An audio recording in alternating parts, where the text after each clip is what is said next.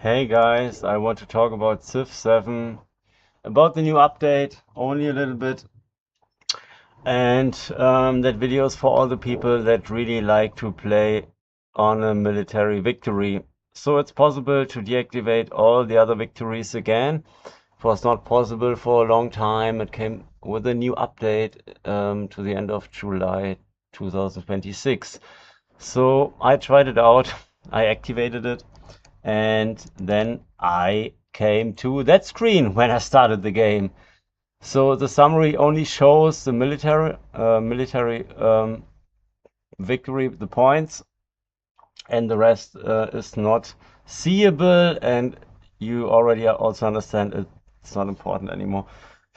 What a shit, I would say. That was not what I expected. So I changed some stuff, and I show you that now. So you remember that screen here, and I changed the screen. I also changed the rules of the game. So first big problem about the military victory. Usually in the end game, when you're on the third age, then you can really easy win the game. It's like only 1.2 times more points are needed in the end, and that can be done really easy. So it goes more down and down. Now you see here, first you need 6 times more, then you need 4 times more, and later in the usual default game you can win it with 1.2 times more, and that is too easy. So we changed it. It's still only possible to win if you have 4 times the points than the second biggest player. So also I changed the rules, what happens with the points that you get out of science, economics and culture. You also, when you go over it, here you see it in German, but you can switch it in English later on your own. It's not a big problem, or perhaps I will also create that. So for each point you get an upgrade for your commander, and that is only for the commanders that run that can run around. That is, yeah, not for them that are on the water or that are in the air. With the points that you get here out of economics, for each 3000 points you can upgrade your commander that is running on the sea or that is flying around. And the cultural points, they are changed into influence that you see here. So 270 points, that is 54 points of influence that I get every round extra.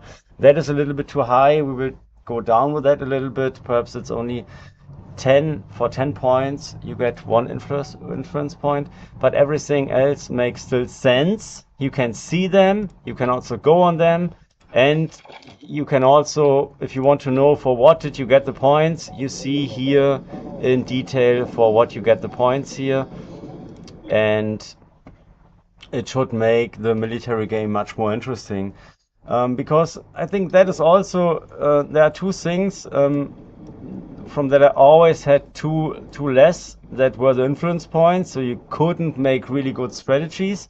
And also when I think about my commanders, let's take one out. So you can upgrade them up to 35 points, I count here. And I never got more than 8 or 10 points on one commander. But now for a really long time game, you can make them much more important, and you can upgrade them much more.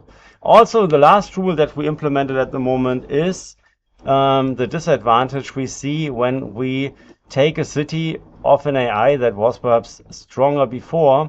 So after taking 1, 2 or 3 cities from an opponent, you already recognize he will not recover from that.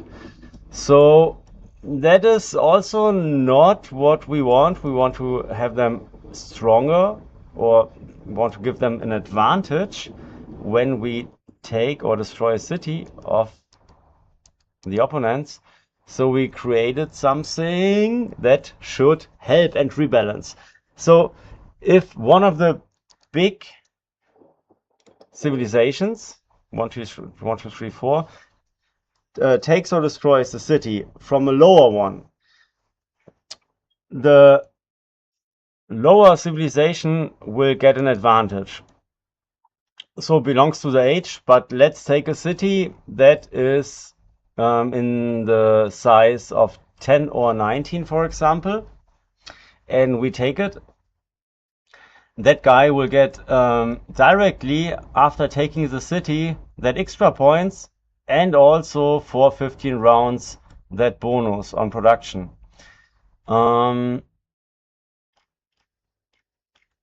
Yeah, we only changed that here for the smallest ones. Here you don't get the money, but you get still the bonus for the next 15 rounds. And we hope that it makes AI stronger and more interesting. We still also work on another point that you see here when you look at the points. The points are not so important at the moment. I see that I'm much stronger and that I also have to work on that. But you also see that the development of the cities of AI is going in a direction that it stops. Also, other people recognize that already in the second age.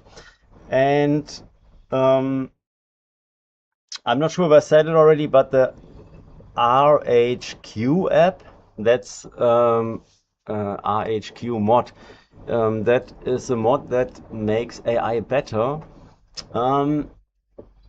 It makes it better, I would say. They are stronger, they are more aggressive. But still, we have a problem that also others recognize. They stop to expand so heavy, like others, or like it is possible.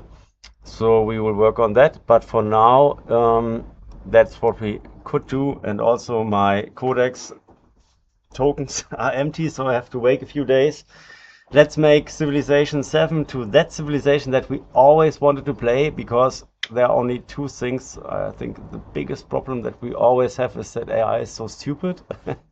And the rest usually is done by DLCs in the future and is interesting and enough for us. But yeah, that we work on AI, that they get better, and that we can enjoy a much more interesting military victory game.